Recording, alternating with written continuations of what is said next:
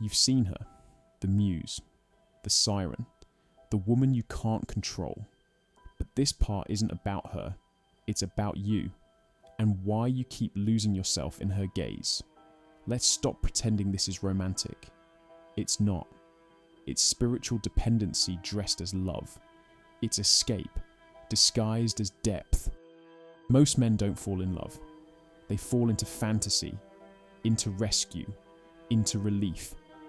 You didn't fall for her. You fell for the version of yourself you thought she saw. The stronger man, the more interesting man, the man who finally felt enough. But here's the truth. If a woman has to see you for you to feel real, you were never real to begin with. What you call love was often just anesthesia, the soft illusion to quiet the chaos in your mind. And the moment she left, you didn't lose her. You lost the structure you built your soul around. That's why it hurts. That's why you spiral. That's why you feel erased.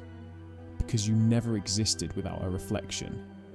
Hegel had a name for this: dependent consciousness, a state where you only feel alive when someone else is validating you. And when that validation disappears, so do you. You keep calling it heartbreak, but heartbreak is what happens when two complete people part ways.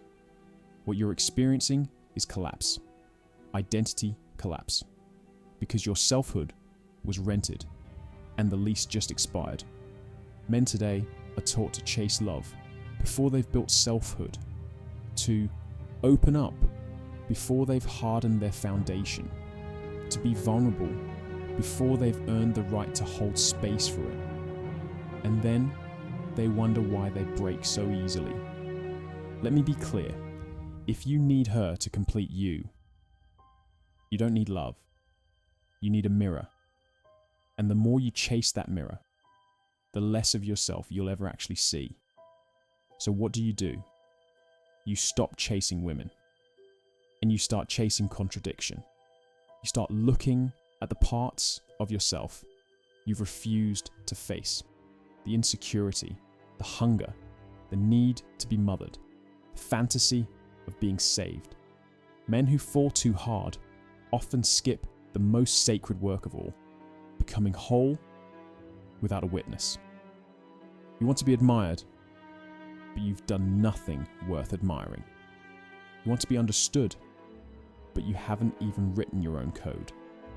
You want to be seen, but you're still blurry. So here's the pivot. Instead of begging her to choose you, you choose the man you must become, and then you suffer for it. You bleed for it. You discipline yourself for it.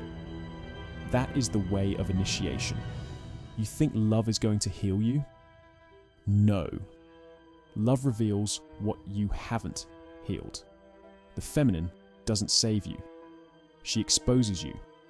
And if you're not ready, you'll call it toxic, blame her, and repeat the cycle.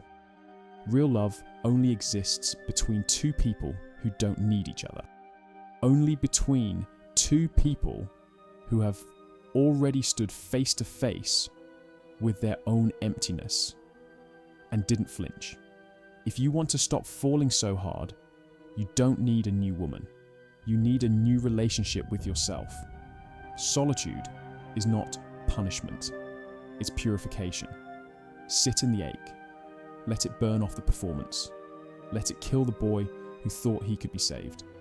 And then you rebuild, slowly, intentionally, around values, not validation, around purpose, not popularity, around clarity, not chaos.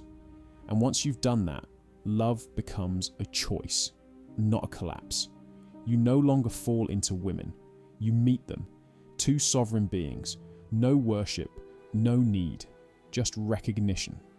The man who chases her reflection stays lost forever. But the man who confronts his shadow, who stares into the void without blinking, who reclaims his myth from the simulation, that man doesn't need to fall anymore, because he's already standing If this spoke to you, share it. Send it to a brother who's still trapped in the illusion, and remind him, it's not about her. It was never about her. It was about what you gave up. The moment you stopped building yourself.